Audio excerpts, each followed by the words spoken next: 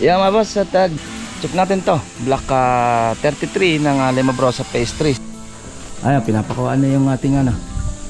At flash yung flashing na yan. Pinalitan natin yan, buong bubong lahat. Pinalitan natin. Hindi natin inano yan.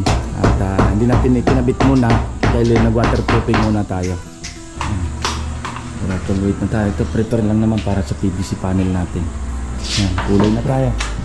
Bakbak na rin yung tipis dito. Tanggal na. Tapos nagdaan na lang. Balak ni client, binili yung kakabit dito. Finish na tayo. Tapos na tayo dito sa second floor. And then dito sa ano niya, taas ng hagdan. Tapos na rin, mga ilaw na lang din naman to. Tapos na rin naman to. Okay na to. Ayan. Kung magka-retouch, sa huli na. Pag tapos na. Then to, press na rin tayo sa CR. Tama, ayos lang. Yan yung kanyang niche. Naka 45 na yan. Yan, yung niche niya. Yung lalim niya, mga ganito lang. Ingatan mo na lang yung firewall doon sa likod, no? Kahit huwag mo na chipping gun, manumanuhin mo na lang. Okay, yan, naka-waterproofing tayo. Anim ano? Na patong. Anim na patong. Tapos fiber meats at saka construct bago tayo nagpatong ulit para proceed. Yan mga boss, dito naman tayo sa Tanawan Park Place. Kunting pasilip tayo dito sa ating project na interior. Yan na. Samahan nyo ako, check na natin ito mga boss.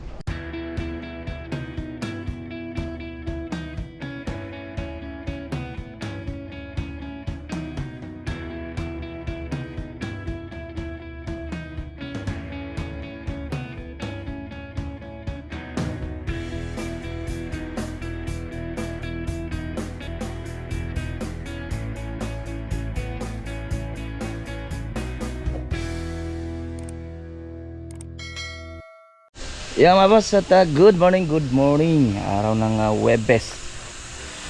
Check natin to. Block 33 ng Limabrosa Phase 3. Sama na natin yung ay Block 7 naman ng Tanawan Park Place na Linea dun. Check natin to. Tapos galing tayo sa Woodland 13 Martres. Kaso hindi natin nadala yung GoPro natin o itong camera natin. Ayan, nakakuha lang tayo doon ng short video sa Woodland 13 Martres. Okay, tara, check natin to. And then yung waterproofing, check na rin natin. Yan na, good morning. Pa-deliver tayo ng konting pampalitada nila sa CR.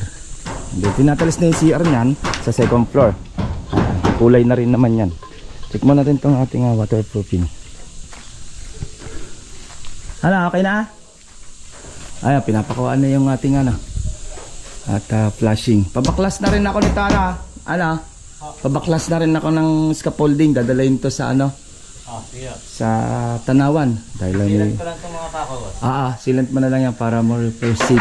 Pinapako na yung ating flashing.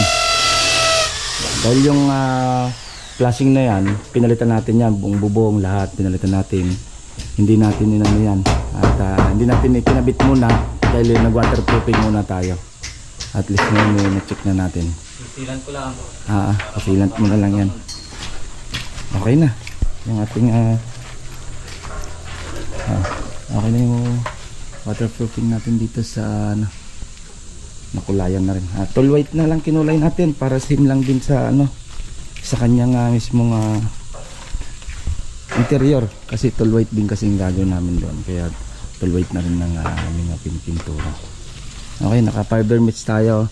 Naka flexiban tayo, fiber meats, yung mga crack yung natin na epoxy AMB, and then minasilyan natin ng construct.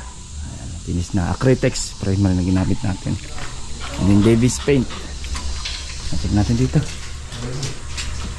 tambak ng gamit natin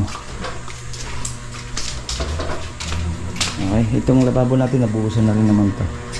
Okay, itong lababo natin nabuhusan naman to. Pintura na tayo sa baba. Wait na tayo. Ito prepare lang naman para sa PVC panel natin. Yan, kulay na tayo. Ito na sa baba. Yan si kutsing pula. Pabili natin sana. Stock dito sa kabila. Dali natin sa Calamba Park Place. Isang tagal na stock dito. May isang buwan yata may higit. Yan yung wala namang problema yan. Yan yung ginagamit ko dati. Ito yung una kong sasakyan. Kasi may buo, malakas aircon, ito Bago gulong, mga 2 buwan pa lang gulong yan. Battery, 1 buwan kalate, wala pa. Battery na. Nakarehistro. Dalhin mo na sa Kalamba. Iniistakan lang namin ng mga gamit, mga tools. Ay, check natin dito sa ano. Bakbak na rin yung tipik dito. Tanggal na. Tapos dadaan na lang. Balak ni client, binili yung kakabit dito. Nagagawa pa na ng bago to. Dito naman, yan, finish na tayo. Tapos na tayo dito sa second floor, and then dito sa ano niya, taas ng hagdan, tapos na rin mga ilaw na lang din naman to, tapos na rin naman to. Yan, okay na to. Yan, kung magka-retouch sa huli na pag tapos na. Then to, press na rin tayo sa CR. Yan. Tama, ayos lang. Yan, yan yung kanyang niche. Naka 45 na yan. Yan, yan yung niche niyan. Sige, yung lalim niya, mga ganito lang. Ingatan mo na lang yung firewall doon sa likod, no? Kahit huwag mo na chippingan, manumanuhin mo na lang. Baka naman. Oo, yan. Ito, tiles na tayo. Okay. Yan, ayos na yung tiles natin dito. Ganyan, may poste pa tayo. Nalagyan pa yan. Yan. Then sa baba, tiles na rin naman yung sa baba na yan. Okay, yan, naka-waterproofing tayo. 6 ano? Na patong. 6 na patong. Tapos fiber meets at saka construct bago tayo nagpatong ulit para proceed. Okay, ating CR. Second floor ng Linea. Yan mga boss, yan ang ating kunting pasilip. Dahil sa tayo sa second floor, tapos na yung firewall natin. Babakbakin na yung scaffolding. Dadalhin naman yung sa Tanawan. Sa block 20 naman yung client natin na 2 years na. Pa-waterproofing naman yung kanyang unit. Hindi pa kasi nawa-waterproofing yan habang medyo maganda yung panahon. Update ko kayo pag nasa Tanawan Park Place naman ako. Yan mga boss, dito naman tayo sa Tanawan Park Place. Kunting pasilip tayo dito sa ating project na interior. Yan samahan nyo ako at check na natin ito mga boss. Yan na, at Tanawan Park Place tayo, block 7 at Linea project. Check natin. Ay, at dideliver na rin naman yung telesticker na order na ni client. Ito ano na naman, pormasilya sa baba.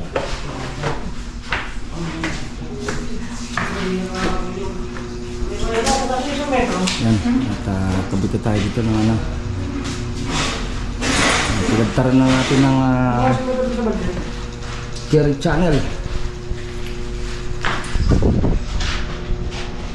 Amoy tuyo bango yan, kabito tayo ng carry channel dito mga boss.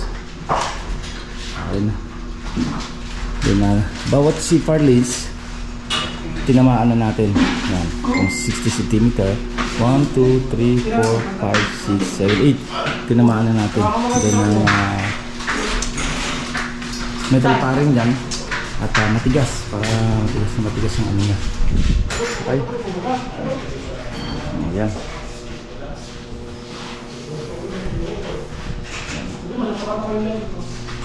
Pa-metal pa rin na sila. Then hard duplex na to. Yeah mga boss, yan ang ating kunting pasilip. Lima Brosa Phase 3, Block 33 ng Linea. And then itong Tanawan Park Place, Linea din ng Block 7. Ayan, yan ating kunting pasilip. By bukas na mga boss yung ibang ating pasilip sa ibang project. Okay, siya mga boss, hanggang dito na lang at ingat-ingat tayo. Bye bye. Ito pong J. Uragon Vlog, napakaganda po ng channel na ito, no? Tungkol po ito sa construction. Actual construction po ang channel na ito, no? Pag pinanood nyo po ito, panalo po kayo sa channel na ito. Napakaganda po ng mga video niya. Lalo na pong magaganda, no? Yung mga iba't ibang design niya. Kakaiba po yung mga iba't ibang design niya sa mga kisame. Subukan nyo po panoorin J. Uragon Vlog na ito. Matutuwa po kayo pag pinanood nyo po yung mga video niya. Maraming salamat po.